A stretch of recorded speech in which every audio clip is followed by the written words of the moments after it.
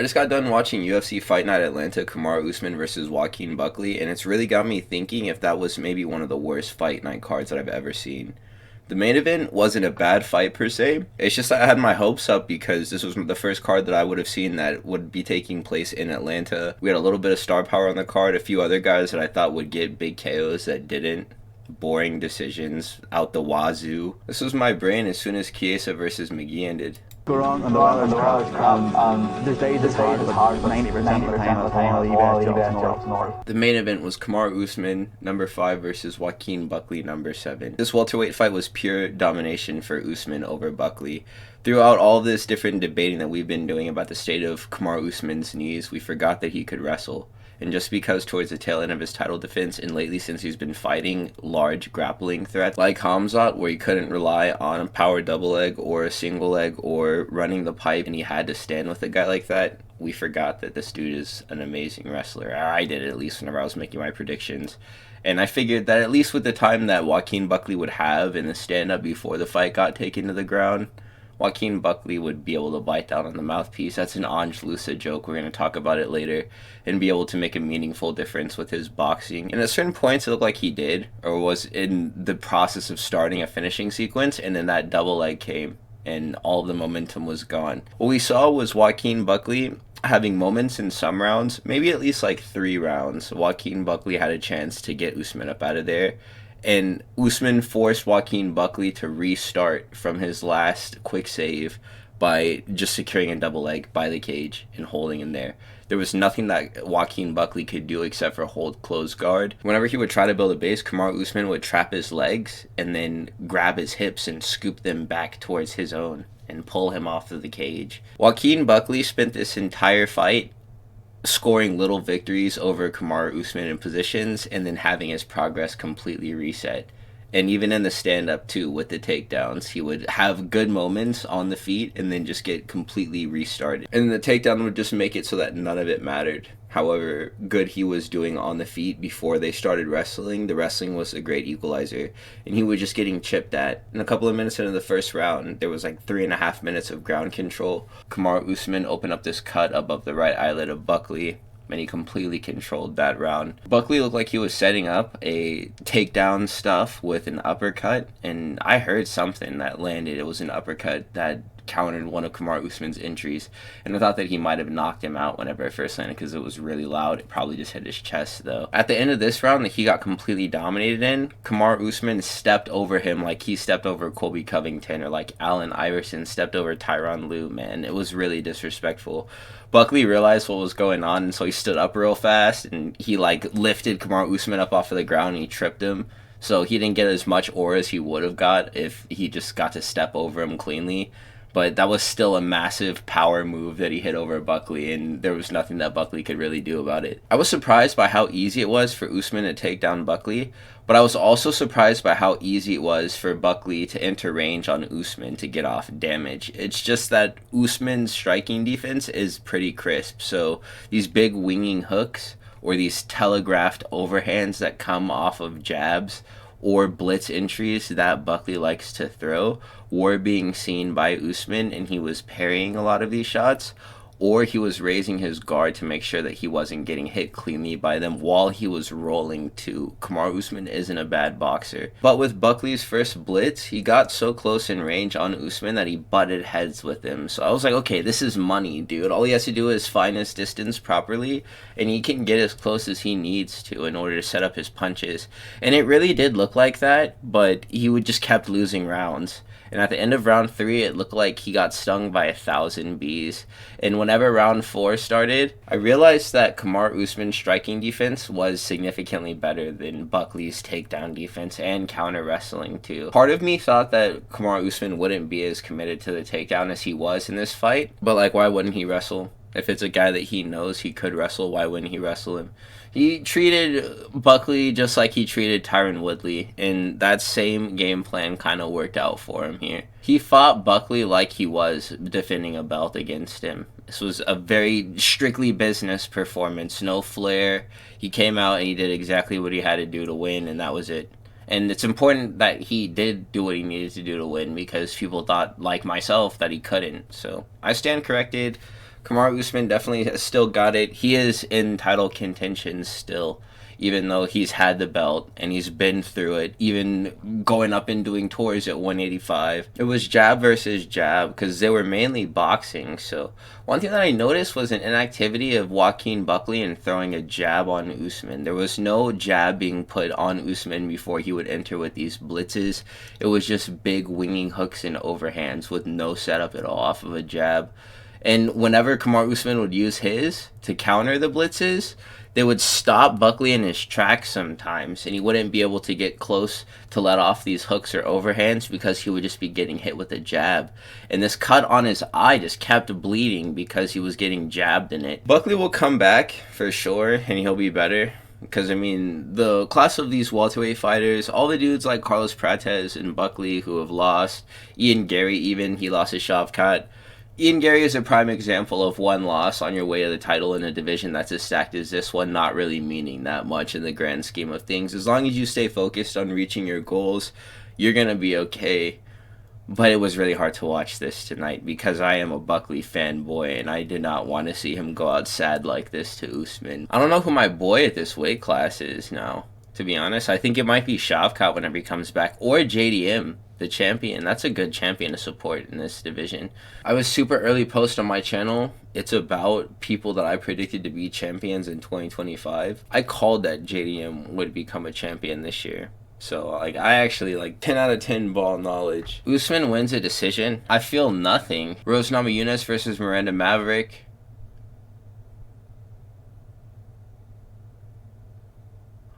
Namajunas wins the decision. Edmen Shabazyan versus Andre Petroski. Man, honestly, I'm not sure if the message was received from the last slide, but these fights were just bad, dude. I don't even want to talk about the last one. It was just bad. And I'm so used to watching Rose fight for titles. I thought it was 5 rounds, so I was surprised, and I thought that there was a finish whenever it ended in 3. I was like, it's finally over! Thank you! Thank you! I was so happy, dude. Just to watch Buckley get sniffed. So in this fight, Edmen Shabazyan versus Andre Petroski. Edmen didn't KO Andre in the first 5 seconds of this fight, so it went to decision, and Petroski didn't win, so there was an underdog story here. This fight was horrible. Petroski's striking is really bad, and he couldn't keep his back off of the cage because Edmen Shabazyan was free to pressure him because there was no threat coming back at him. There was a finishing sequence in the middle of the 3rd round where Edmen Shabazyan started throwing some liver kicks at Andre Petroski. Whenever he jumped for the finish, it looked more like a sprawl, and Andre Petroski defended it with wrestling. And then ended up getting back to the feet, and they made it to the cards. This fight was really bad. This was another really bad fight. Cody Garbrandt came out with a knife tattoo on his eye. He had cornrows. He's become O'Malley, and he was given his own Marab to lose a decision to. He came out really fast, but he had these really messy blitzes as well. They didn't look to be that strong, but Barcelos still fell. And he was grabbing the canvas, and Cody Garbrandt emoted on him like it was Dominic Cruz. So I was like, hold on, wait, you guys, hold up. And I locked in, and then Howney recovered, and then Talboted Cody, dude. Cody was doing some meaningful damage with his jab and what hooks he was able to land, because Howney Barcelos' right eye started to swell up.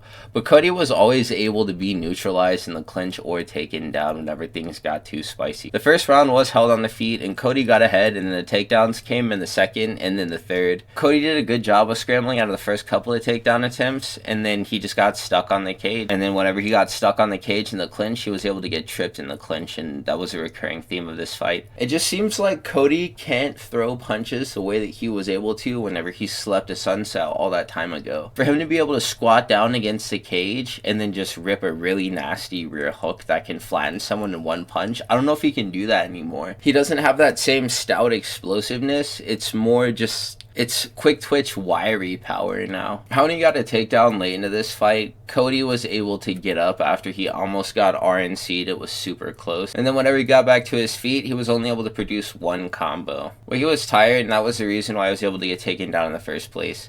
You could see the opportunity for Cody to win this fight by knockout, leaving as seconds passed from the first bell all the way to the end of the fight. I was for sure that Cody Garbrandt was not going to win this fight after 3 minutes into round 2. I still held out hope that Garbrandt would be able to do it, so I stayed locked in, but bro should definitely retire. Honey Barcelos won this fight via decision. Rest in peace, Cody Garbrandt. Mansur Abdul Malik versus Cody Brundage. It makes it worse that this guy Mansur Abdul Malik is super hard on himself whenever he feels like he put on bad fights or boring fights or uninteresting ones. He came out and just sparred with this guy Cody Brundage. And this fight really only had 2 big moments in it. Otherwise, it was just jab leg kick out of both of them. In round 2, Mansur throws this right hand, and it catches Cody Brundage on the ear, and his cauliflower ear explodes, and he starts bleeding from behind it. I'd never seen an injury like this before. If the cauliflower ear explodes, it's usually on the front of it, or at the earlobe, and then it leaks down, but it was behind his ear, so he just started bleeding out of his head, and I was like, okay, what's going on? It looked really nasty. The second moment in this fight was the finish from the third. For 2 rounds, it seemed like both of them were just waiting for the other to chase a finish, and Mansur began a rock sequence out the gate in round 3 with a jumping knee, and then he threw a lead hook off of it, and then he headbutted Brundage to knock him to the ground, and then he stopped the fight because he got him to shell with the headbutt. And he started punching him, and the ref called it. I didn't see what happened initially. I thought that Abdul Malik just ended Cody Brundage's career with the power of positive thinking or something. No, it was a flush headbutt. So whenever the ref saw this, they took all of the different scorecards from the rounds prior to this. They scored the 3rd round, and then they made a decision that went to Abdul Malik. And this was my reaction to the entire ordeal. Alonzo Menifield versus Oumar Sy. One of the fights I have ever seen for sure. Alonzo Menifield wins another decision over a fraudulent hype train that looks 5 times scarier than he actually is. And it was super forgettable. Alonzo outstruck Sy, and he outgrappled him too. That was it. That's the only story here, is that there was a fight that happened and Oumar Sy lost it. Just like Julius Walker. This was the same fight, except Oumar Sy was the guy who lost his time instead of Julius Walker. Paul Craig versus Rodolfo Bellato. Man, this fight was like taking a 12 Benadryl. This didn't happen. I didn't watch this happen. It's 11:44 p.m. right now. I'm just tired, and I didn't watch that. I'm going to try to recollect it. I wrote something down here about what I thought that I saw, but it wasn't real. It was just a mirage, man. Just a genjutsu mirage. I'm just glad that at least the ending was funny. For as cursed as the build-up and the cancellations and stuff around this fight have been before we got to actually see it happen, Craig waited longer than I thought that he should have before he began wrestling whenever the fight first started, and it stressed me out. But he did end up shooting, and nothing worked. He got close enough to clinch and attempt a trip, but he would always be reversed and just end up having to pull guard because all Bellato had to do was just fall into Paul Craig. Bellato shucked off 2 separate attempts of Craig wrestling him, and Paul stayed committed, but he got reversed for a 3rd time, and then Bellato went to stack his guard. And then Craig illegally upkick and flash KO'd Bellato while he was on one knee. To be fair, in the moment, it didn't look that illegal to me. And that rule is always being debated and updated and done away with for certain cards based on their commissions. It's very confusing. They need like a full disclosure update on what the status of ground opponents is. The refs have talks with the fighters in the back about the rules, so I'm not sure what is and what is not covered back there, but this should be standard procedure. I guess the update to the rule is that hands down don't constitute being grounded if a knee isn't also down too, but one knee does make you a grounded opponent. I thought that they might have given the fight to Paul Craig as a TKO whenever they said they were reviewing the footage, just because it didn't really look that bad to me. Paul Craig just didn't want the herps, so I get why this fight ended the way that it did. The funny bit was how Bellato started flopping around like a fish, and it may have been genuine, but it appeared really played up, because as he was falling, he looked to the ref and he was like, and then as soon as he noticed that the ref saw the illegal maneuver, he was like, and he laid there and like he started convulsing and freaking out. And that sucks, because if he played cool, he could have just kept fighting with Paul Craig, because Paul Craig was totally down to keep fighting. But I think that he thought that he would win the fight if it were a disqualification. but ended up being a no contest. So that really sucked as a resolution to this fight that was put off from a month ago. Michael Chiesa versus Mcghee. This was maybe one of the worst fights I've ever seen in my life. This is the first time that I've seen two men put on a WMMA fight. I have some UFC 5 gameplay of John Jones versus Tom Aspinall in the video game to watch while I talk about Michael Chiesa versus Mcghee. Nobody grappled in this fight, so we just watched two horrible strikers only kickbox, and Mcghee needs to be able to wrestle in order to win. This was something that he didn't even try, so he just used the most remedial boxing against Chiesa, who won this fight at range with a leg kick and a 1-2. This was a very boring fight. Nobody took any risks or chances. And I know for a fact that high-level grappling exchanges would have made this fight a lot better. Chiesa did win a decision. Wellmaker versus Kris Moutinho. Wellmaker is like a southpaw bantamweight Alex Pereira. Some people who box just have really good lead hands for no reason, and they can develop skills outside of check hooks or jabs, but these will always be some of their best punches. Malcolm knows how to throw great power behind his lead hand. I put left hand there. Lead hand. It's his right hand because he's a southpaw. And he chinned the unchinnable Kris Moutinho. Malcolm is also very good with his kicks too, outside of having nice footwork and boxing, which we knew that he had before this fight. He was fighting like Pereira in this match. It's pretty cool that Malcolm was able to secure a win in his backyard, and I was genuinely worried he was going to break his hands when he hit Moutinho on the elbow or his hips whenever he was working his body. He was landing these crushing hooks to both sides. A flush body kick followed by a fake teep into a lead hook ended the fight. Malcolm Wellmaker can sleep anyone in this division. This dude is hitting with some serious power. And it's a combination of the threat of boxing with the power, the kicks, which he displayed in this fight, and also the footwork too. We got to test the wrestling, but this guy looks like he may be a divisional challenger for the title, man. Dude quit welding and just made $100,000 real quick, knocking out a couple of dudes in the UFC. So good for him. This guy's hooping right now. Speaking of hooping, Jose Ochoa did a little bit of that against Cody Durden. I know why I like Jose Ochoa. He's a shoot-a-box flyweight. And that makes sense how the UFC knew where to find him, and also why his striking is so fun. Ochoa feints 300 times while he's downloading data and setting up his offense at the beginning of his fight, and also before letting his combos go in general. He always layers his feints on top of each other, and he does it with the same hand too. He'll feint the same jab like 8 times before he throws the cross. It's really funny. Jose Ochoa's accuracy looked really good. He was landing every single body shot that he threw directly on the liver of Durden. He was wrestled early into round 1, but he stood back up, and he was taken down again towards the end of round 1 after Durden countered Ochoa in the pocket and wobbled him. Durden gets slapped immediately as soon as the second round started. Ochoa landed a rear uppercut from southpaw to rock Durden, chased him into the cage, and then landed the same combo Azamat Mirzakhanov knocked out Brenton Ribeiro with last week. Durden shouldn't be the only guy gatekeeping in this division. Let Bruno Silva take over for him for a little bit, and let Durden chill out for a little. His chin could very well be spent for the time being. This would be like 6 fights in the last 2 years for him, maybe 7. Knocking out Durden in this division is usually a good sign for you as a prospect. Jose Ochoa is holding down the shoot-a-box flyweight mantle, and there are many fun fights for him in this division that I'm looking forward to. Loner Kavanaugh is also probably very good if he beat this guy the way that he did. Ochoa via round 2 KO. The fight before this was Ricky Simón versus Cameron Smotherman.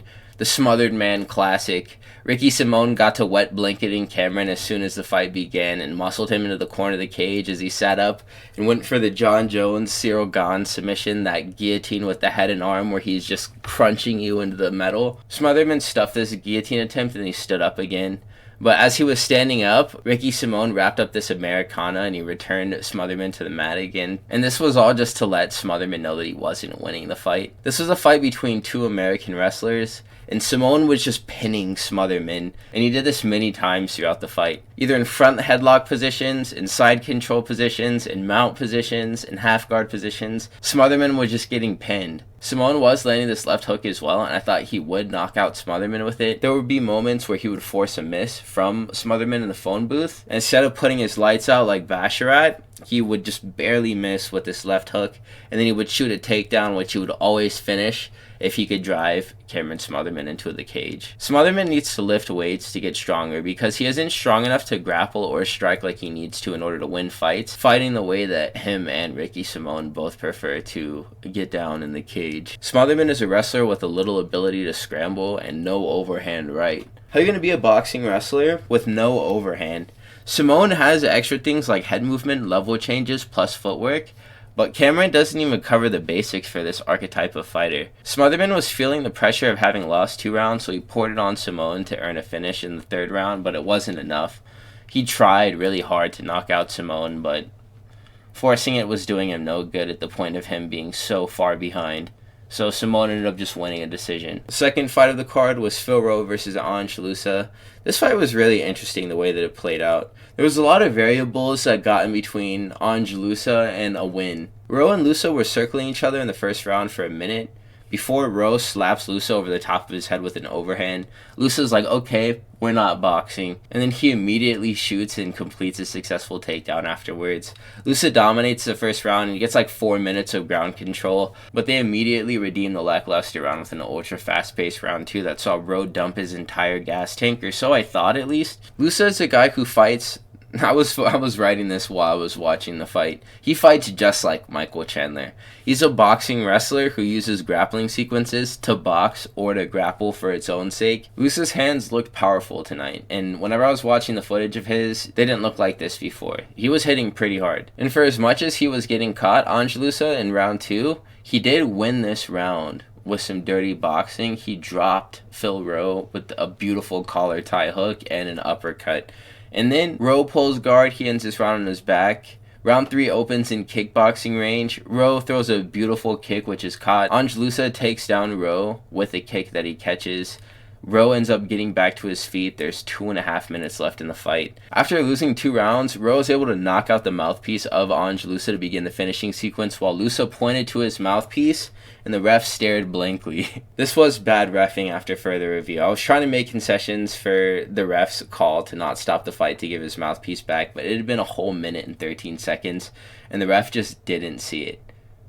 Ange Loosa was visibly defeated by the fact that he was in there having a box with the guy without his mouthpiece, and that definitely threw him off. The whole time that it wasn't happening, Ange Loosa was waiting for the ref to be like, time, and to give him his mouthpiece back. There was about like 5 different punch combinations that were thrown in between the mouthpiece getting lost from Ange Loosa, Phil Rowe creating distance on the feet to stand and strike again, and then a knockout happening, and by the 3rd punch combination, Ange Loosa basically checked out of this fight. And the ref still didn't give him his gum shield back as he was getting finished. This is bad reffing though, because like I said before, a minute and 13 seconds had passed before the finish where Ange Loosa had no mouthpiece. There could have been serious damage done to him, and then I'm not sure who would have even been liable at that point.